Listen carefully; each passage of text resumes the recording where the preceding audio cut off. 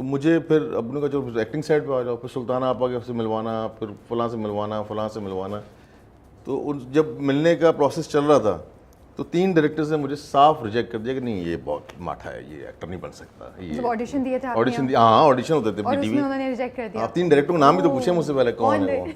एक तो थे हैदर इमाम साहब और एक साहब थे ताहिर साहब थे, जिससे नाम नहीं है, वो बड़े थोड़े से के लिए कराची आए थे। और तीसरे थे काज़म पाशा साहब। इन्होंने काज़म पाशा साहब ने मुझे ये कह के रिजेक्ट कर दिया कि नहीं अभी इसको टाइम है। काज़म पाशा तो फिर तो मैं बच्चू रुक जाओ ये जो लाइन बोली है ना कि अभी टाइम है, मजाक कर रहा हूँ, ऐसा कुछ नहीं है।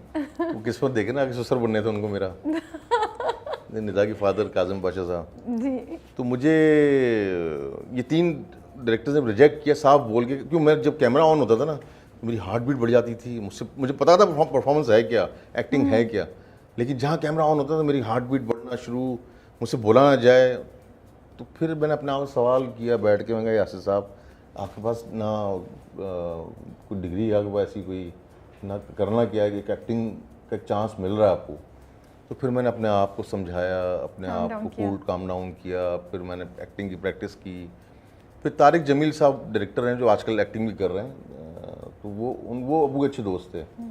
एक बार घर आए मेरे अबू के साथ, तो अबू ने कहा यार मैं इसको लाना चाह रहा हूँ फील्ड में इसमें, तो उसका ऑडिशन तो ले आओ। और मुझे 3-4 डायरेक्टर्स ने कहा कि ये मसला है ये वो। अच्छा इस वक्त तक मैं अपने आप को समझा चुका था कि मैं अपने आप को मुझे लाना है तो तैयार करना है अपने आप को। मुझे आँच सीरियल किया था उन्होंने डायरेक्ट उस ज़माने, तो उनका स्क्रिप्ट आँच का पढ़ा था गाड़ी में। मुझे एक सीन दिया उन्होंने, बोला पढ़ो मुझे बताओ कि अब ऑडिशन लेता हूँ। तो मैंने स्क्रिप्ट याद किया, ऑडिशन लिया उन्होंने मेरा, आके बैठे तो मैंने ऑडिशन प्रॉपर लिया दिया। उसको अपने आप को मैं समझा चुका था उस वक्त तक, ठीक है, कंट्रोल में था। कंट्रोल में था। तो तारिक साहब ने मुझे कहा कि तुम्हारा फेवरेट आर्टिस्ट कौन है? तो मैंने 2 हैं मेरे फेवरेट आर्टिस्ट, एक अज़मुल हक होते थे फ़ाइज़ शाह और एक सलीम नासिर साहब। मुझे 2 मुझे बड़े पसंद हैं दोनों एक्टर्स। तो बोला तुम अज़मुल हक से बहुत अच्छे एक्टर हो, पता है तुम्हें? ओह वाओ, मुझे तारिक साहब ने कहा, बोला तुम बहुत अच्छे एक्टर हो। बोला फरीद भाई बहुत अच्छा एक्टर है, इसने जो परफॉर्म किया ये स्टेज के लड़के और ये वो। तो उन्होंने मुझे बहुत हौसला दिया उन्होंने। फिर एक सीरियल उनका हुआ अगर, S3 पे आया था, तो मुझे उसके लिए कास्ट किया उन्होंने। वो सीरियल में कास्टिंग वास्टिंग हुई, बड़ा लीड कैरेक्टर, अच्छा कैरेक्टर था। तो ऑडिशन तो हो चुका था हमारा, कपड़ों का नाप हो गया, सब कुछ हो गया। अच्छा वो प्राइवेट सीरियल था, तो फिर पता नहीं क्या प्रॉब्लम आया उनके साथ।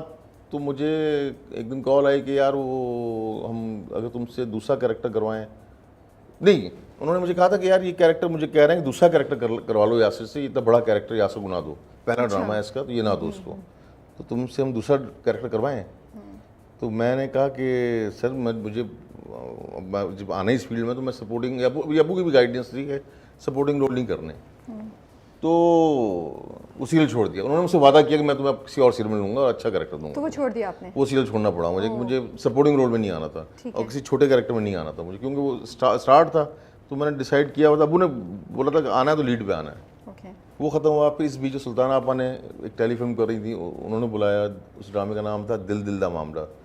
उसमें पहली मरतबा मैं था और मेरी लड़की मेरे साथ थी, और वो शायद कुछ लोगों को याद हो, कब्रिस्तान की कहानी थी, मकली कब्रिस्तान। फिर एंड में तस्वीरें देखते हैं तो रूहें होती हैं दोनों। तो वो मेरा पहला ड्रामा था दिल दिल दा मामला। सुल्ताना सिद्दीकी साहबा ने वो पहला ड्रामा डायरेक्ट किया था। उसमें अदनान भी थे और एक और लड़की भी थी, जहाँ नाम याद नहीं मुझे, लेकिन मेरे साथ महविश नाम की लड़की थी और मैं, तो वो पहला ड्रामा था। और फिर बाद में फिर मेरी मुलाकात हुमा नवाब से हुई, उन्होंने मेरी मुलाकात कराई महरीन जब्बार से। फिर महरीन जब्बार के साथ जब आया तो फिर वो पुतली घर, फिर कहानियाँ, फिर सिलसिला था। फिर मैं एक्टिंग में आ गया। फिर आपने सोचा कि एक्टिंग में एक्टर्स को तो पैसे नहीं मिलते, नहीं डायरेक्शन स्टार्ट कर दूं। नहीं ये कहीं आपने बोला था, तो ये नहीं थी रीज़न? नहीं, ये रीज़न ये नहीं थी। मुझे क्या हुआ कि मैंने महरीन के साथ रह के ना, उसके साथ एडिट में बैठना, अगर ड्रामा चल रहा है, शूट है, हो रही है, मेरे सीन है नहीं है, साथ बैठ गया कि हो क्या रहा है, किस तरह हो रहा है। फिर महरीन की पूरी टीम थी अपनी इनकी, तो उनसे डिबेट करना, गपशप लगाना, उसमें पता चलता था यार ये काम अच्छा काम किया। फिर मैं एक्टर था तो अयूब खावर साहब हैं या फिर बाकी लोगों के साथ जो काम करता है, जमील साहब हैं, इनके साथ मैं बैठ जाता था कि यार अच्छा काम क्या होता है, बुरा काम क्या होता है। उस ज़माने में बुरा काम बहुत हो रहा था। तो फिर मुझे एक प्ले ऑफर हुआ, मेरा दिल चाहे मैं प्ले लॉन्ग प्ले डायरेक्ट करता हूँ। मैंने वो लॉन्ग प्ले डायरेक्ट किया, वो बहुत पसंद किया लोगों ने। फिर एक PTV कंपटीशन हुआ, उस कंपटीशन में कुछ 26 ड्रामे सेलेक्ट हुए और 1, 2, 3 को प्राइजेस मिलने थे 10 लाख, 15 लाख और 20 लाख उस ज़माने में। वो तो तो 20 बहुत साल हो बड़ी गए, amount 20 होती है। साल पहले। हाँ, एक प्ले मैंने डायरेक्ट किया, शगुफ्ता ने प्रोड्यूस किया था, नूर आपा ने लिखा था, नूरुल्लाह शाह ने। ओह, तो जब अवार्ड सेरेमनी हुई तो मुझे शाम तक कॉल आई कि पीटीवी इस्लामाबाद से कि 3rd प्राइज़ तुम्हारा है। मैं बड़ा खुश, मैं कैसे हो सकता है यार ये। अच्छा। उसमें 100 ड्रामे आए थे, उनमें 26 सेलेक्ट किए थे उन्होंने। तो हम इस पर खुश थे कि चलो सेलेक्ट हो गए। जो सेलेक्ट होने थे उसको पैसे मिलने थे, ये 5-5, 6-6 लाख। मैं बड़ा खुश किया, चलो 3rd में आ गया, बड़ी बात है ये तो। और प्ले का नाम क्या था? उस प्ले का नाम था राख में चिंगारी। राख में चिंगारी। राख में चिंगारी। नदीम साहब थे, शगुफ्ता थी और नायला जाफरी थी मरहूमा। कास्ट भी तो अच्छी है। हाँ, अच्छी कास्ट थी। तो उसके बाद हम जब अवार्ड सेरेमनी में बैठे तो जब 3rd प्राइज़ अनाउंस हुआ तो किसी और को मिला। मैं कहा यार जिसने भी छोड़ी मारी है ना, तो मैं तो हो ही नहीं, मैं तो तैयार होकर आया था कि दिल को क्या हुआ होगा अरे उस वक्त? मैं कहा यार तैयार होकर आया था, मैं ये बोलूंगा, मैं वो बोलूंगा। तो 3rd There is a prize climax to this story, I hope, which I'm predicting. चलिए आप सुनाएं। उसके बाद सेकंड हुआ, फर्स्ट पता लगा मेरा नाम फर्स्ट में आ गया था। Wow, फर्स्ट में नाम था मेरा, माशाल्लाह, तो मुझे माशाल्लाह। पहला प्राइज़ मिला, वो राख में चिंगारी को।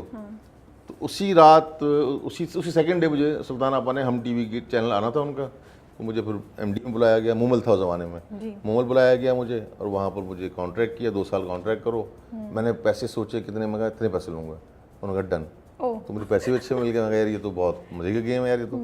फिर मैं इस तरह डायरेक्शन साइड पर आया, फिर मैं जियो चला गया, फिर फ्रीलांस किया, फिर चलता रहा सिलसिला। फिर कहानी फिर कहानी कंटिन्यू फिर होती मुड़ के रही। नहीं देखा कभी हमने। मुड़ के बहुत देखा मैंने, लेकिन हैं कहानी में बड़े बस सही है, ट्विस्ट हैं कहानी twist में। है। हाँ। तो स्ट्रगल क्या थी आपकी? अगर मैं आपसे बोलूं कि 3 चैलेंजेस जो आपने इस पूरे जर्नी में फेस किए, क्या आप बताएंगे?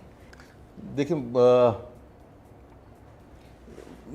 जिस तरह मुझे शायद लोगों को उस ज़माने में टीवी पे चांस मिलना एक बहुत बड़ी बात होता था कि टीवी दाखिल हो जाना, चांस मिलना बड़ी बात होता था। तो मुझे वो प्रोसेस से नहीं गुजरना पड़ा मुझे। ओके। लेकिन मुझे अपने आप को उस ज़माने में टफ कंपटीशन होता था। आप में टैलेंट है, आप अच्छे एक्टर हैं, तभी आप सर्वाइव कर सकते हैं, इन हो सकते हैं। तो मैंने बहुत डायरेक्टर्स, जैसे मैंने बताया कि डायरेक्टर्स की रिजेक्शन बर्दाश्त की।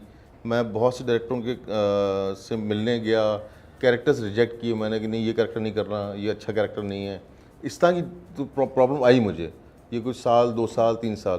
फिर जब महरीन जब्बार के साथ काम किया ना, तो उसके बाद मुझे कुछ फील होने लगा कि अब मैं सुल्ताना आपा और महरीन जब्बार इनके साथ काम करने के बाद मुझे लगा कि अब मैं शायद अब राइट ट्रैक पर चल पड़ा हूँ मैं आके। क्योंकि वो प्लेस एक तो हिट भी हुए थे, फिर वो प्लेस अच्छे भी थे, मेरा कैरेक्टर अच्छा था उसमें।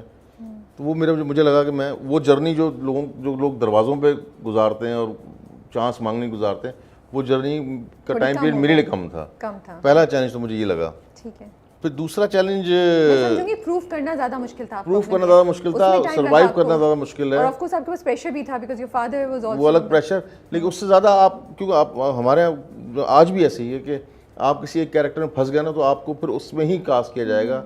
आप उसी कैरेक्टर में हमेशा हुक रहोगे कि सपोर्टिंग रोल है, साइड का रोल है, हीरो के दोस्त का रोल है, फला। तो वो आज भी ऐसे ही है हमारे यहाँ। तो मैं उनमें नहीं फंसना चाहता था। मैं चाहता था कि मैं आऊँ तो लीड पर आऊँ और मैं यही काम तो फिर बड़ा सब्र करना पड़ा होगा, बहुत सी चीजें सब्र भी करना पड़ा, मना करना पड़ता था, छोड़ना काफी पड़ता टाइम था, बगैर काम के रहना पड़ा होगा। ऐसे ही था। जो आई थिंक एक नए एक्टर के लिए स्ट्रगलिंग। लेकिन ये जरूर था कि उस ज़माने में पैसे कम थे, लेकिन हमें बहुत लगते थे। क्योंकि अब मैं प्राइवेट में पहला ड्रामा जब मैंने किया मुझे 5,000 मिले थे टेलीफिल्म के, तो मेरे लिए 5,000 बहुत बड़ी बात थी। पीटीवी का 2,200 का चेक था।